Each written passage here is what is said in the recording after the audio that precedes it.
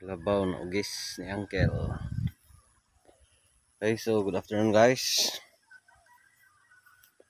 Update sa ating area, may ulan kahapon. Thank you Lord. No, ngayon ay December 15. So part sa ating crop rotation. No, anong best itanim? Pang crop rotation dito sa Ampalaya. Again, sayang yung building dito. Shout out sa agaw ko, saka si Uncle. Mga kalabaw na ugis. No, so magandang pang crop rotation dito sa Ampalaya. No, so ginawa natin ngayon ay nag direct sowing or nagtatanim tayo ng sitaw.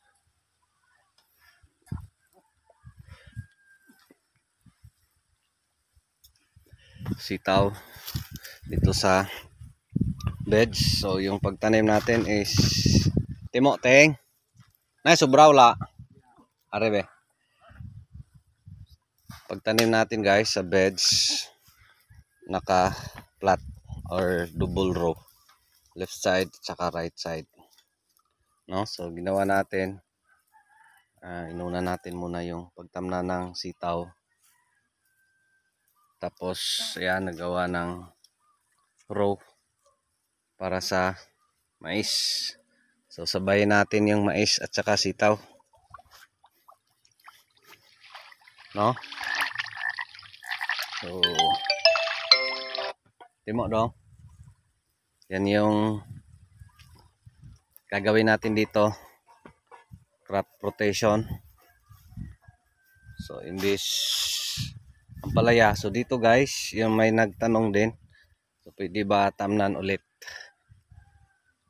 yung dating Ampalaya beds ng Ampalaya. No? So sa akin sir, dalawang beses tayo dito nagtanim the same beds. So ito yung last. No? So before nito, yung pagtanim natin ay yung pinaka first, napakaganda. Yung second, ito kasi na timing sa init. No? Pero again, nakasara siya maski malayo yung distance between rows, pero may mga portions na hindi na nasara gaya nito kasi napakalawak. So mas malayo siguro nasa 9 meters siguro yan. So hindi niya nasara, no? So yung second tanim kasi yung lupa dito may pagka lime, may anapog, no? Or apog, lalo na dyan sa baba. So tuwing mainit yung tempo, mahirap kasi sa Ampalaya, no? Dito sa pag-upland ka, walang irrigation, walang patubig. So kailangan ng tubig. So doon sa tanong, okay ba magtanim ulit the same beds? Again sa atin, ito yung results. Okay naman. Second tanim the same beds. So ginawa natin as part sa land prep dito, ganito lang. Naararo natin ulit, tapos nagbasal tayo ng mga ipot ulit, basal ng commercial ulit, tapos tanim ng Ampalaya. No? So second. So dito third. Again, di na ako mag-advise na the same beds pa rin. Siguro after nito, crop rotation, lipat na ako ng bed sa gitna. So yan yung highly recommended ko, no? For beginners. No? So next tanim ng Ampalaya dito na tayo sa gitna. Pero before tayo magtanim, tanim muna tayo ng iba. So dito, tanim natin ngayon ay sitaw. No? Variety. Ito, Star Premium ng Condor. Star Premium. Yung mahahaba, yung mga natanim natin dati. Mas preferred ko yung sitaw kasi mas kabisado ko na yung management. Yan yun kasi yung para sa akin, yun bang mas yung dun sa management side, no? Tapos yung management sa pest, kabisado ko na. So kaya sitaw yung preferred ko, tsaka legumes din, no? Tapos mais diyan sa gitna. So ngayon yung sitaw, so kasi iaararo pa to sa gitna ng uncle ko at saka agaw ko. So bukas Ngayon ay Friday, bukas or by Monday, tamna natin yung mais. Yung mais na pang ano talaga, hindi yung sweet corn, no? So panglungag, ano yung panglungag? Pangkanin, no? So yan yung native na mga lumang ano dito, variety ng mais. So yan yung itatanim natin dito, no? So after mais, saka nitong sitaw, so again pwede na tayo magtanim balik. Tanim ulit ng ampalaya, no? So at least yung mga sakit, yan yung kasi yung importante pag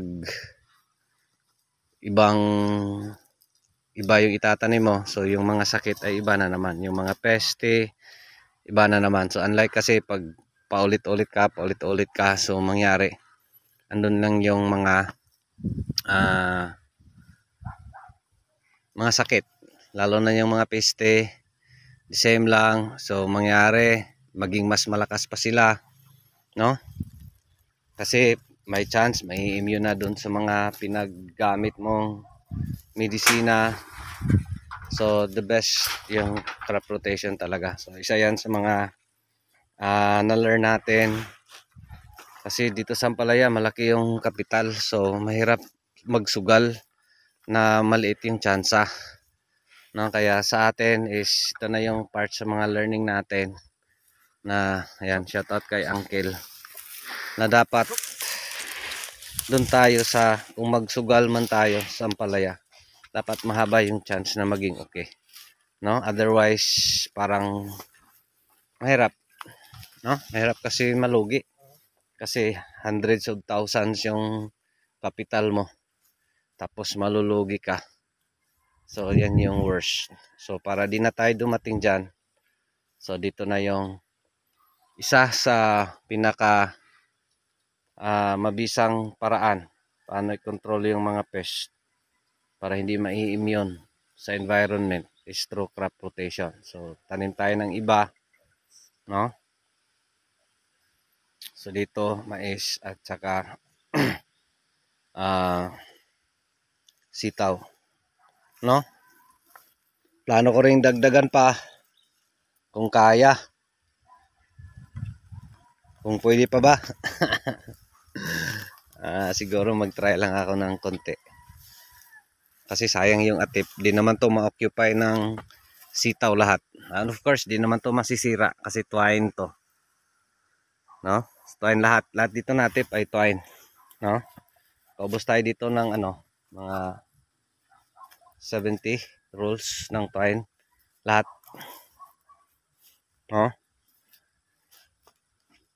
So, yan yung mga adjustments natin dito. So, gagawin. Ayan, naka-direct sowing na tayo. Tanim na tayo ng sitaw, variety Star Premium. No? So, tapos sa gitna, mais. No? So, gumawa ng row si Uncle. Ayan. So, pwede na tamnan ng mais. No? So, dito, meron ng mga rows. So, doon tayo magtanim ng mais. So, yung pagitan, di pariha. Iba-iba yung distansya kasi na-adjust lang nila yung beds. No? So, dito yung test try natin na grabe yung pamamarako sa Galaxy F1. No? Kumpara dito Galaxy Max, nakayanan niya yung pamamarako. Second tanim, the same bed. So, yan yung mga issues. So, para di natin yan ma-encounter ulit, dito muna tayo. Crop rotation tayo. No? So, again, sa akin, ito yung mga preferred kong mga tanim. Kasi mas kabisado ko na yung management. Sitaw, mais. No? So, ayun. Try din natin ng iba. No? So, dito, so far, nasara naman niya sa Galaxy Max. Yan. Sarado niya. Diyan sa baba. Maski barako. So, Yan yung ano dito sa Ampalaya. So kaya part sa mga na-learn natin ito, crop rotation. Gaano ka-importante yung crop rotation? Again, napakalaking halaga kasi ulitin natin pag paulit-ulit yung tanim mo, the same area, chances yan maging resistance na yung mga peste, ando na yung mga sakit, no? Di na makayanan ng mga insecticides at mga pesticides at mga fungicides mo yung mga sakit. So chances kahit ano pa yung napakagastos, no? Pag ma-resolve mo yon, of course bless ka. Pero again, mahirap lalo pag matiempo sa pangit na panahon, no? Lalo na yung dito sa area natin, extremes yung init, yung ulan minsan lang, no? So yan yung pahirapan. Pero again, dito tayo sa mas sigurado, mas mahaba yung chance na next nating tanim ulit ng ampalaya ay okay na, no? Kasi ang mangyari ay yung mga peste ay bago na naman. So hindi yon bang pag ulit-ulit, paulit-ulit ka magtanim ng the same na tanim. So ang chance niyan ay yun nga, mai-immune na yung mga kalaban natin sa area at maging resistance na sa sakit. So sa mga gamot yung mga sakit. So kaya ito, the best is yung crop rotation talaga. No, so yun lang, maraming salamat. No, so thank you Lord, nakatapos tayo ng pagtanim, direct sowing ng sitaw Star Premium 1 kilo at kalahati. Plus meron din tayong itinray, 2 rows F2 Star Premium pa rin, bagong seeds. Yan. Kasi may tanim tayo doon na inubos ng snails. So may mga bunga. Ito. First bunga. So may naitanim tayo diyan. Ipakita lang din natin yung progress. 2 rows lang, yung doon sa pinakataas. Lahat diyan ano na. Yung F1. Ito ay F2. No, so yun lang. Maraming salamat. Sa tot ni Papa at ni Magic Kinting, kami na lang tatlo again. So by next week siguro, dagdag tayo ng mga partners kasi mag-land prep tayo ng ampalaya doon sa bagong area. No, so sana may ulan pa. No, so yun lang. Maraming salamat. Ito pa rin si Jupilo Farmer, anak ni Matoy, ang farmer nga gwapo, suhito, ugmay, kahibalo. Apan, saba. Kay manoon pa ko. Daghang salamat. And God bless. Thank you. Thank you Lord.